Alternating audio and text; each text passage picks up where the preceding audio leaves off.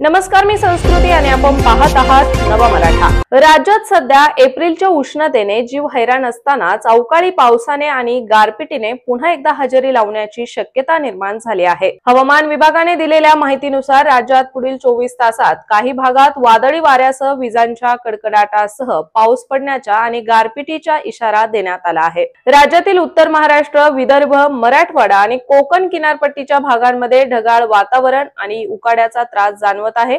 विशेषतः जालना, नागपूर, अकोला, बुलढाणा, परभणी, छत्रपती संभाजीनगर, अहिल्यानगर या भागांमध्ये गारपिटीचा धोका हवामान विभागाने स्पष्ट केला।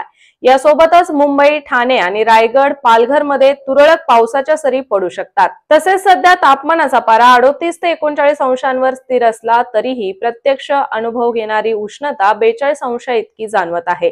मुंबईसह कोकणात वाढलेली आर्द्रता आणि वातावरणातील अंशतः ढगाळपणा यामुळे उकाडा अधिक त्रासदायक बनला आहे। याशिवाय राज्यात सध्या निर्माण झालेल्या अवकाळी हवामानामागे एकत्र आलेली दोन वेगवेगळ्या दिशा असलेली वारे आणि बंगालच्या उपसागरातील आर्द्रता हे कारणीभूत ठरत आहे। हिमालयापासून मध्य प्रदेश पर्यंत तयार झालेल्या चक्रीवादळ सदृश्य स्थितीमुळे आणि कमी दाबाच्या पट्ट्यामुळे महाराष्ट्रातील वातावरण अस्थिर होत आहे।